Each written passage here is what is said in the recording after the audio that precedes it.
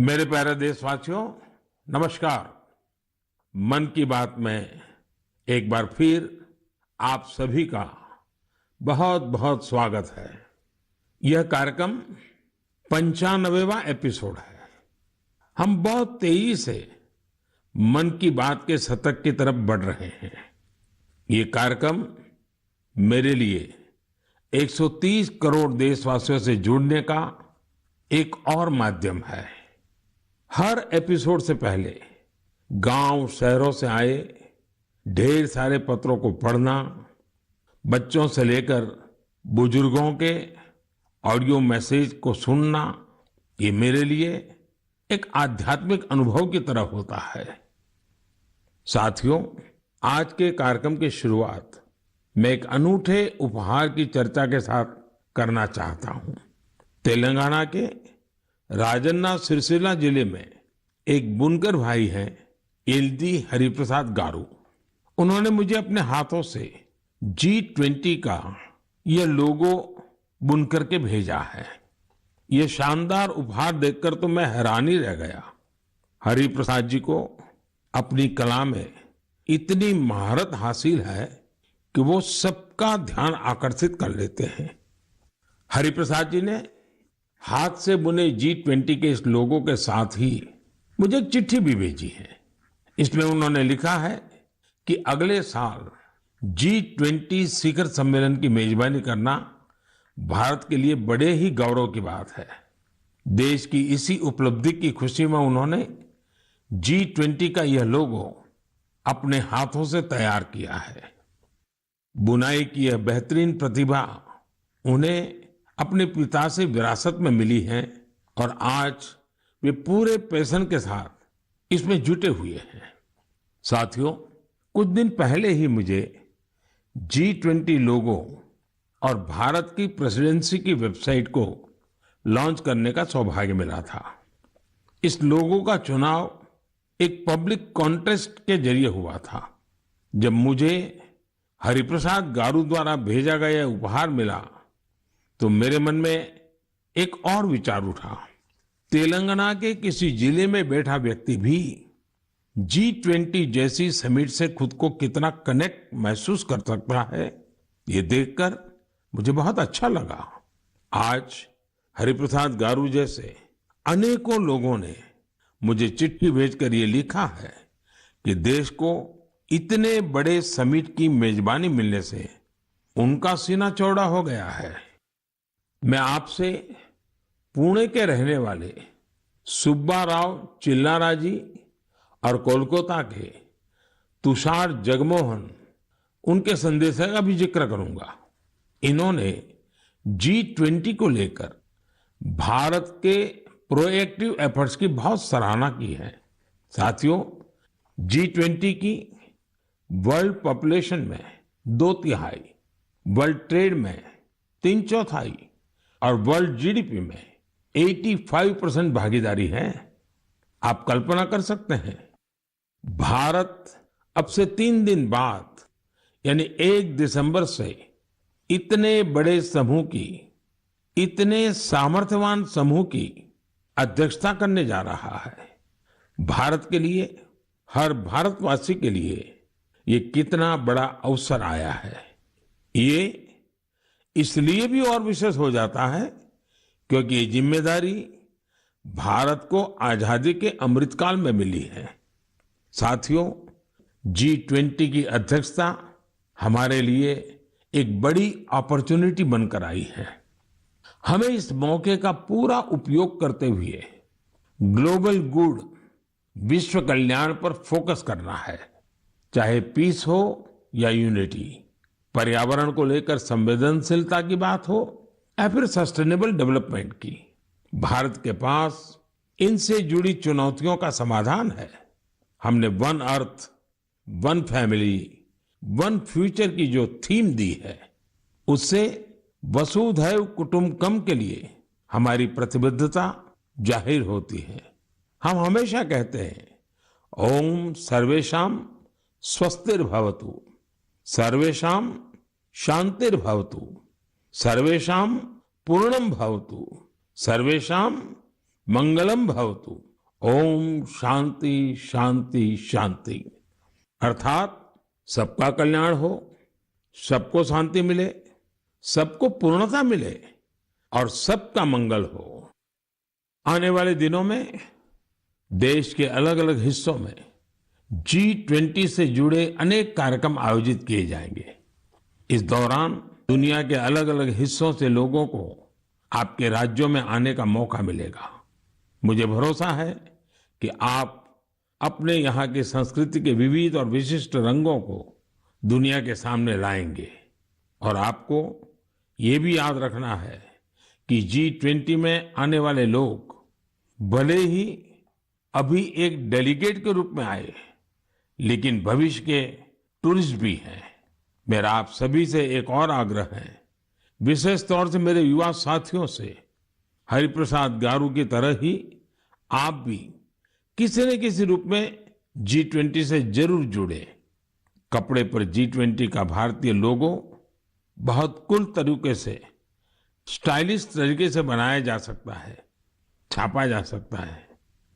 मैं स्कूलों, कॉलेजों, यूनिवर्सिटी से भी आग्रह करूंगा कि वो अपने यहाँ G20 से जुड़ी चर्चा, परिचर्चा, कंपटीशन कराने के अवसर बनाएं। आप G20.in वेबसाइट पर जाएंगे तो आपको अपनी रुचि के अनुसार वहां बहुत सारी चीजें मिल जाएगी। मेरे प्यारे देशवासियों, 18 नवंबर को पूरे देश ने स्पेस सेक्टर में एक नया इतिहास बनते देखा। इस दिन भारत ने अपने पहले ऐसे रॉकेट को अंतरिक्ष में भेजा जिसे भारत के प्राइवेट सेक्टर ने डिजाइन और तैयार किया था। इस रॉकेट का नाम है विक्रम-S। श्रीहरिकोटा से स्वदेशी स्पेस स्टार्टअप के इस पहले रॉकेट ने जैसे ही ऐतिहासिक उड़ान भरी, हर भारतीय का सिर गर्व से ऊंचा हो गया। साथियों, विक्रम-S रॉकेट कई सारी खूबियों से लेस है। दूसरे रॉकेट्स की तुलना में यह हल्का भी है और सस्ता भी है। इसकी डेवलपमेंट कॉस्ट अंतरिक्ष अभियान से जुड़े दूसरे देशों की लागत से भी काफी कम है। कम कीमत में विश्व स्तरीय स्टैंडर्ड स्पेस टेक्नोलॉजी में अब तो ये भारत की पहचान बन चुकी है। इस रॉकेट को बनाने में एक और आधुनिक टेक्नोलॉजी का इस्तेमाल हुआ है। आप ये जानकर हैरान रह जाएंगे कि इस रॉकेट के कुछ जरूरी हिस्से 3D प्रिंटिंग के जरिए बनाए गए हैं। सही में विक्रम-S के लॉन्च मिशन को जो प्रारंभ नाम दिया गया है, वो बिल्कुल फिट बैठता है। ये भारत में प्राइवेट स्पेस सेक्टर के लिए एक नए युग के उदय का प्रतीक है। ये देश में आत्मविश्वास से भरे एक नए युग का आरंभ है। आप कल्पना कर सकते हैं कि जो बच्चे कभी हाथ से कागज का हवाई जहाज बनाकर उड़ाया करते थे, उन्हें अब भारत में ही हवाई जहाज बनाने का मौका मिल रहा है। आप कल्पना कर सकते हैं कि जो बच्चे कभी चांद तारों को देखकर आसमान में आकृतियां बनाया करते थे, उन्हें अब भारत में ही रॉकेट बनाने का मौका मिल रहा है। स्पेस को प्राइवेट सेक्टर के लिए खोले जाने के बाद युवाओं के ये सपने भी साकार हो रहे हैं। रॉकेट बना रहे ये युवा मानो कह रहे हैं, sky is not the limit. साथियों, भारत स्पेस के सेक्टर में अपनी सफलता अपने पड़ोसी देशों से भी साझा कर रहा है। कल ही भारत ने एक सैटेलाइट लॉन्च की जिसे भारत और भूटान ने मिलकर डेवलप किया है। ये सैटेलाइट बहुत ही अच्छे रिजोल्यूशन की तस्वीरें भेजेगी, जिसे भूटान को अपने प्राकृतिक संसाधनों के प्रबंधन में मदद मिलेगी। इस सैटेलाइट की लॉन्चिंग भारत भूटान के मजबूत संबंधों का प्रतिबिंब है। साथियों, आपने गौर किया होगा, पिछले कुछ मन की बात में हमने स्पेस, टेक, इनोवेशन पर खूब बात की है। इसकी दो खास वजह हैं। एक तो यह कि हमारे युवा इस क्षेत्र में बहुत ही शानदार काम कर रहे हैं। They are thinking big and achieving big. अब वे छोटी छोटी उपलब्धियों से संतुष्ट होने वाले नहीं हैं। दूसरी यह कि इनोवेशन और वैल्यू क्रिएशन, इस रोमांचक सफर में वे अपने बाकी युवा साथियों और स्टार्टअप्स को भी एनकरेज कर रहे हैं। साथियों, जब हम टेक्नोलॉजी से जुड़े इनोवेशंस की बात कर रहे हैं तो ड्रोन्स को कैसे भूल सकते हैं। ड्रोन के क्षेत्र में भी भारत तेजी से आगे बढ़ रहा है। कुछ दिनों पहले हमने देखा कि कैसे हिमाचल प्रदेश के किन्नौर में ड्रोन्स के जरिए सेब ट्रांसपोर्ट किए गए। किन्नौर हिमाचल का दूर सुदूर जिला है और वहां इस मौसम में भारी बर्फ रहा करती है। इतनी बर्फबारी में किन्नौर का हफ्तों तक राज्य के बाकी हिस्से से संपर्क बहुत मुश्किल हो जाता है। ऐसे में वहां से सेब का ट्रांसपोर्टेशन भी उतना ही कठिन होता है। अब ड्रोन टेक्नोलॉजी से हिमाचल के स्वादिष्ट किन्नौरी सेब लोगों तक और जल्दी पहुंचने लगेंगे। इससे हमारे किसान भाई बहनों का खर्च कम होगा, सेब समय पर मंडी पहुंच पाएगा, सेब की बर्बादी कम होगी। साथियों, आज हमारे देशवासी अपने इनोवेशन से उन चीजों को भी संभव बना रहे हैं जिसकी पहले कल्पना तक नहीं की जा सकती थी। इसे देखकर किसे खुशी नहीं होगी। हाल के वर्षों में हमारे देश ने उपलब्धियों का एक लंबा सफर तय किया है। मुझे पूरा विश्वास है कि हम भारतीय और विशेषकर हमारी युवा पीढ़ी अब रुकने वाली नहीं है। प्रिय देशवासियों, मैं आप लोगों के लिए एक छोटी सी क्लिप प्ले करने जा रहा हूं। वैष्णव जन तो तेने कहिए जे पीर पराई जान रे। वैष्णव जन तो तेने कहिए जे पीर पराई जान रे। पर दुखे उपकार करे तो ये मन अभिमान नान रे। आप सभी ने इस गीत को कभी न कभी जरूर सुना होगा। आखिर यह बापू का पसंदीदा गीत जो है। लेकिन अगर मैं ये कहूं कि इसे सुरों में पिरोने वाले गायक ग्रीस के हैं तो आप हैरान जरूर हो जाएंगे और ये बात आपको गर्व से भी भर देगी। इस गीत को गाने वाले ग्रीस के गायक हैं कोनस्तानदिनोस कलाइजिस। उन्होंने इसे गांधी जी के 150वें जन्म जयंती समारोह के दौरान गाया था। लेकिन आज मैं उनकी चर्चा किसी और वजह से कर रहा हूं। उनके मन में इंडिया और इंडियन म्यूजिक को लेकर गजब का पैशन है। भारत से उन्हें इतना लगाव है। पिछले 42 वर्षों में वे लगभग हर वर्ष भारत आए हैं।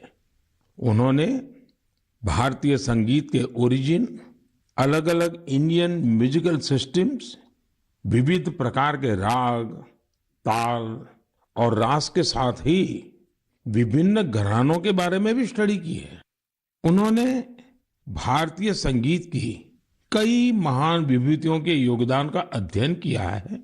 भारत के क्लासिकल डांसेस के अलग अलग पहलुओं को भी उन्होंने करीब से समझा है। भारत से जुड़े अपने इन तमाम अनुभवों को अब उन्होंने एक पुस्तक में बहुत ही खूबसूरती से पिरोया है। इंडियन म्यूजिक नाम की उनकी बुक में लगभग 760 तस्वीरें हैं। इनमें से अधिकांश तस्वीरें उन्होंने खुद ही खींची है। दूसरे देशों में भारतीय संस्कृति को लेकर ऐसा उत्साह और आकर्षण वाकई आनंद से भर देने वाला है। साथियों, कुछ सप्ताह पहले एक और खबर आई थी जो हमें गर्व से भरने वाली है। आपको जानकर अच्छा लगेगा कि बीते 8 वर्षों में भारत से म्यूजिकल इंस्ट्रूमेंट्स का एक्सपोर्ट 3.5 गुना बढ़ गया है। इलेक्ट्रिकल म्यूजिकल इंस्ट्रूमेंट्स की बात करें तो इनका एक्सपोर्ट 60 गुना बढ़ा है। इससे पता चलता है कि भारतीय संस्कृति और संगीत का क्रेज दुनिया भर में बढ़ रहा है। इंडियन म्यूजिकल इंस्ट्रूमेंट्स के सबसे बड़े खरीदार यूएसए, जर्मनी, फ्रांस, जापान और यूके जैसे विकसित देश हैं। हम सभी के लिए सौभाग्य की बात है कि हमारे देश में म्यूजिक, डांस और आर्ट की इतनी समृद्ध विरासत है। साथियों, महान मनीषी कवि भर्तृहरि को हम सब उनके द्वारा रचित नीति शतक के लिए जानते हैं। एक श्लोक में वे कहते हैं कि कला, संगीत और साहित्य से हमारा लगाव ही मानवता की असली पहचान है। वास्तव में हमारी संस्कृति इसे ह्यूमैनिटी से भी ऊपर डिविनिटी तक ले जाती है। वेदों में सामवेद को तो हमारी विविध संगीतों का स्रोत कहा गया है। माँ सरस्वती की वीणा हो, भगवान श्री कृष्ण की बांसुरी हो या फिर भोलेनाथ का डमरू, हमारे देवी देवता भी संगीत से अलग नहीं है। हम भारतीय हर चीज में संगीत तलाश ही लेते हैं, चाहे वह नदी की कलकल हो, बारिश की बूंदें हो, पक्षियों का कलरव हो या फिर हवा का गूंजता स्वर। हमारी सभ्यता में संगीत हर तरफ समाया हुआ है। यह संगीत न सिर्फ शरीर को सुकून देता है बल्कि मन को भी आनंदित करता है। संगीत हमारे समाज को भी जोड़ता है। यदि भांगड़ा और लावणी में जोश और आनंद का भाव है तो रविंद्र संगीत हमारी आत्मा को आह्लादित कर देता है। देश भर के आदिवासियों की अलग अलग तरह की संगीत परंपराएं ये हमें आपस में मिलजुल कर और प्रकृति के साथ रहने की प्रेरणा देती है। साथियों, संगीत की हमारी विधाओं ने न केवल हमारी संस्कृति को समृद्ध किया है बल्कि दुनिया भर के संगीत पर अपनी अमिट छाप भी छोड़ी है।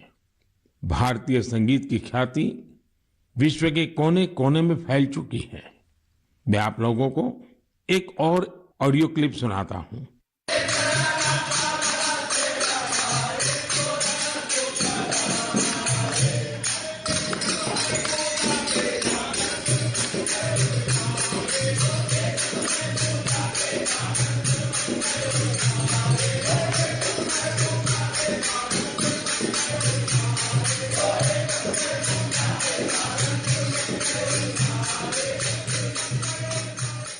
आप सोच रहे होंगे कि घर के पास में किसी मंदिर में भजन कीर्तन चल रहा है, लेकिन ये आवाज भी आप तक भारत से हजारों मील दूर बसे साउथ अमेरिकन देश गयाना से आई है। 19वीं और 20वीं सदी में बड़ी संख्या में हमारे यहां से लोग गयाना गए थे। वे यहां से भारत की कई परंपराएं भी अपने साथ ले गए थे। उदाहरण के तौर पर जैसे हम भारत में होली मनाते हैं, गयाना में भी होली का रंग सिर चढ़कर बोलता है। जहां होली के रंग होते हैं वहां फगवा यानी फगुआ का संगीत भी होता है। गयाना के फगवा में वहां भगवान राम और भगवान कृष्ण से जुड़े विवाह के गीत गाने की एक विशेष परंपरा है। इन गीतों को चौताल कहा जाता है। इन्हें उसी प्रकार की धुन और हाई पिच पर गाया जाता है जैसा हमारे यहाँ होता है।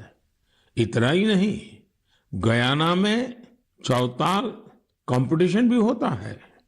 इसी तरह बहुत सारे भारतीय, विशेष रूप से पूर्वी उत्तर प्रदेश और बिहार के लोग फिजी भी गए थे। वे पारंपरिक भजन कीर्तन गाते थे जिसमें मुख्य रूप से रामचरितमानस के दोहे होते थे।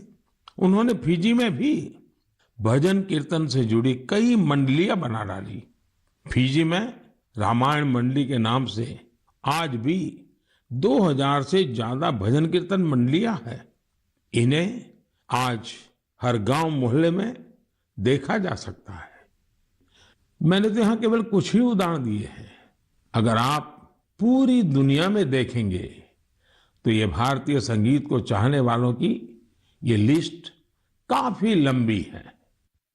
मेरे प्यारे देशवासियों, हम सब हमेशा इस बात पर गर्व करते हैं कि हमारा देश दुनिया में सबसे प्राचीन परंपराओं का घर है।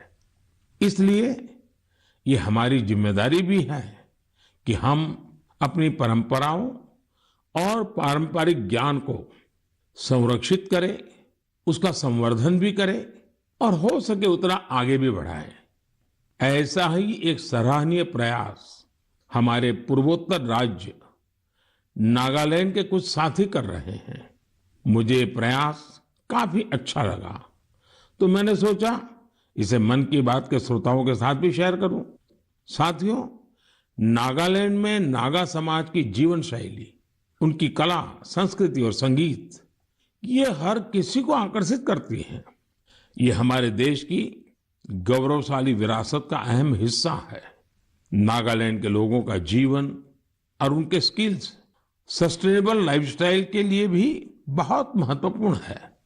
इन परंपराओं और स्किल्स को बचाकर अगली पीढ़ी तक पहुंचाने के लिए वहां के लोगों ने एक संस्था बनाई है जिसका नाम है लीडी क्रोयू। नागा संस्कृति के जो खूबसूरत आयाम धीरे धीरे खोने लगे थे, लीडी क्रोयू संस्था ने उन्हें फिर से पुनर्जीवित करने का काम किया है। उदाहरण के तौर पर नागा लोक संगीत अपने आप में एक बहुत समृद्ध विधा है। इस संस्था ने नागा संगीत की एल्बम लॉन्च करने का काम शुरू किया है। अब तक ऐसी 3 एल्बम्स लॉन्च की जा चुकी हैं।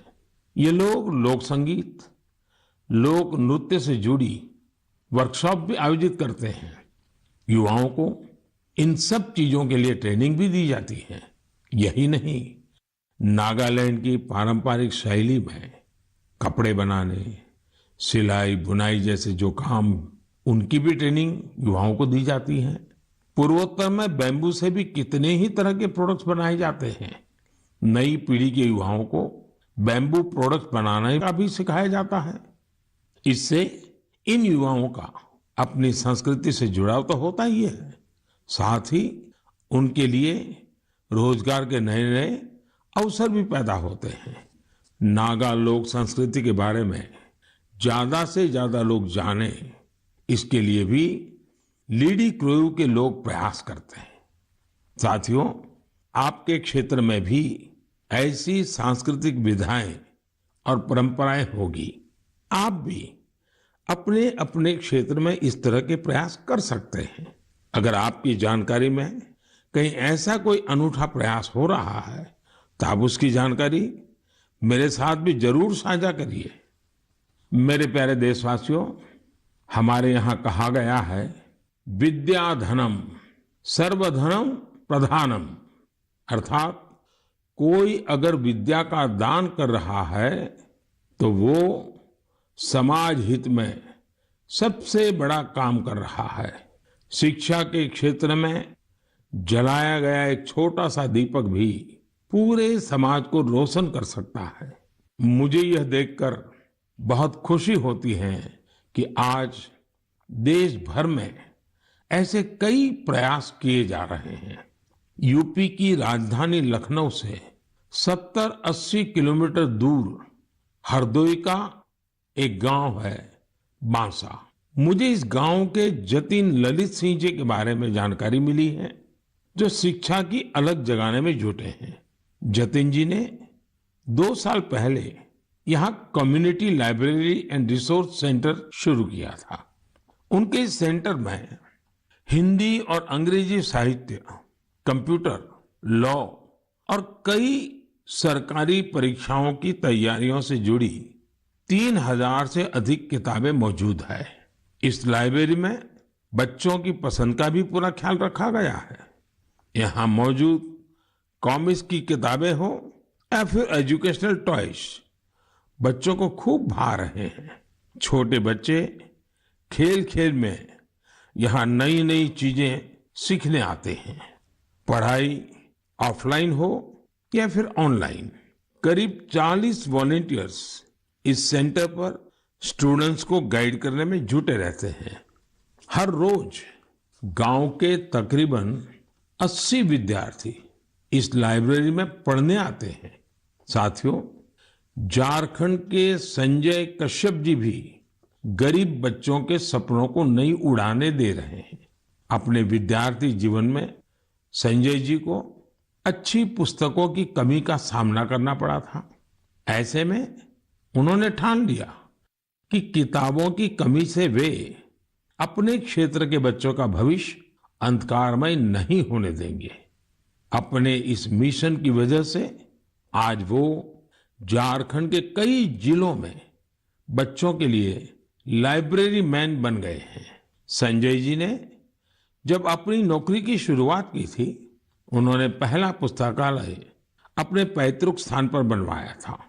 नौकरी के दौरान उनका जहां भी ट्रांसफर होता था, वहां वे गरीब और आदिवासी बच्चों की पढ़ाई के लिए लाइब्रेरी खोलने के मिशन में जुट जाते हैं। ऐसा करते हुए उन्होंने झारखंड के कई जिलों में बच्चों के लिए लाइब्रेरी खोल दी है। लाइब्रेरी खोलने का उनका यह मिशन आज एक सामाजिक आंदोलन का रूप ले रहा है। संजय जी हो या जतिन जी, ऐसे अनेक प्रयासों के लिए मैं उनकी विशेष सराहना करता हूं। मेरे प्यारे देशवासियों, मेडिकल साइंस की दुनिया ने रिसर्च और इनोवेशन के साथ ही अत्याधुनिक टेक्नोलॉजी और उपकरणों के सहारे काफी प्रगति की है। लेकिन कुछ बीमारियां आज भी हमारे लिए बहुत बड़ी चुनौती बनी हुई है। ऐसी ही एक बीमारी है मस्कुलर डिस्ट्रॉफी। ये मुख्य रूप से एक ऐसी आनुवंशिक बीमारी है जो किसी भी उम्र में हो सकती है। इसमें शरीर की मांसपेशियां कमजोर होने लगती हैं। रोगी के लिए रोजमर्रा के अपने छोटे छोटे कामकाज करना भी मुश्किल हो जाता है। ऐसे मरीजों के उपचार और देखभाल के लिए बड़े सेवाभाव की जरूरत होती है। हमारे यहाँ हिमाचल प्रदेश में सोलन में एक ऐसा सेंटर है जो मस्कुलर डिस्ट्रॉफी के मरीजों के लिए उम्मीद की नई किरण बना है। इस सेंटर का नाम है मानव मंदिर। इसे Indian association of muscular dystrophy द्वारा संचालित किया जा रहा है। मानव मंदिर अपने नाम के अनुरूप ही मानव सेवा की अद्भुत मिसाल है। यहाँ मरीजों के लिए ओपीडी और एडमिशन की सेवाएं 3-4 साल पहले शुरू हुई थी। मानव मंदिर में करीब 50 मरीजों के लिए बेड्स की सुविधा भी है। फिजियोथेरेपी, इलेक्ट्रोथेरेपी और हाइड्रोथेरेपी के साथ साथ योग प्राणायाम की मदद से भी यहाँ रोग का उपचार किया जाता है। साथियों, हर तरह की हाईटेक सुविधाओं के जरिए इस केंद्र में रोगियों के जीवन में सकारात्मक बदलाव लाने का भी प्रयास होता है। मस्कुलर डिस्ट्रॉफी से जुड़ी एक चुनौती, इसके बारे में जागरूकता का अभाव भी है। इसलिए यह केंद्र हिमाचल प्रदेश ही नहीं, देश भर में मरीजों के लिए जागरूकता शिविर भी आयोजित करता है। सबसे ज्यादा हौसला देने वाली बात यह है कि इस संस्था का प्रबंधन मुख्य रूप से इस बीमारी से पीड़ित लोग ही कर रहे हैं। जैसे सामाजिक कार्यकर्ता Urmila Baldi ji, Indian association of muscular dystrophy की अध्यक्ष बहन संजना गोयल जी, और इस एसोसिएशन के गठन में अहम भूमिका निभाने वाले श्रीमान विपुल गोयल जी इस संस्थान के लिए बहुत अहम भूमिका निभा रहे हैं। मानव मंदिर को हॉस्पिटल और रिसर्च सेंटर के तौर पर विकसित करने की कोशिशें भी जारी हैं। इससे यहाँ मरीजों को और बेहतर इलाज मिल सकेगा। मैं इस दिशा में प्रयासरत सभी लोगों के हृदय से सराहना करता हूँ। साथ ही मस्कुलर डिस्ट्रॉफी का सामना कर रहे सभी लोगों की बेहतरी की कामना करता हूं। मेरे प्यारे देशवासियों, आज मन की बात में हमने देशवासियों के जिन रचनात्मक और सामाजिक कार्यों की चर्चा की, वो देश की ऊर्जा और उत्साह के उदाहरण है। आज हर देशवासी किसी न किसी क्षेत्र में, हर स्तर पर देश के लिए कुछ अलग से काम करने का प्रयास कर रहा है। आज की चर्चा में ही हमने देखा, G20 जैसे अंतर्राष्ट्रीय प्रयोजन में हमारे एक बुनकर साथी ने अपनी जिम्मेदारी समझी, उसे निभाने के लिए आगे आए। इसी तरह कोई पर्यावरण के लिए प्रयास कर रहा है, कोई पानी के लिए काम कर रहा है। कितने ही लोग शिक्षा, चिकित्सा और साइंस टेक्नोलॉजी से लेकर संस्कृति, परंपराओं तक असाधारण काम कर रहे हैं। ऐसा इसलिए क्योंकि आज हमारा हर नागरिक अपने कर्तव्य को समझ रहा है। जब ऐसी कर्तव्य भावना किसी राष्ट्र के नागरिकों में आ जाती है, तो उसका स्वर्णिम भविष्य अपने आप तय हो जाता है। और देश के ही स्वर्णिम भविष्य में हम सबका भी स्वर्णिम भविष्य है। मैं एक बार फिर देशवासियों को उनके प्रयासों के लिए नमन करता हूं। अगले महीने हम फिर मिलेंगे और ऐसे ही कई और उत्साहवर्धक विषयों पर जरूर बात करेंगे। अपने सुझाव और विचार जरूर भेजते रहिएगा। आप सभी का बहुत बहुत धन्यवाद।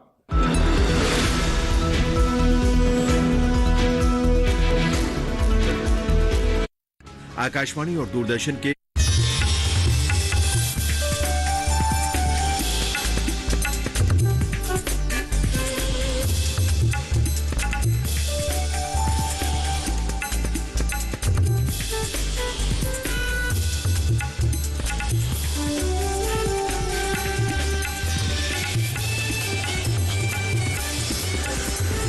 टीवी के साथ बदलते भारत की शान।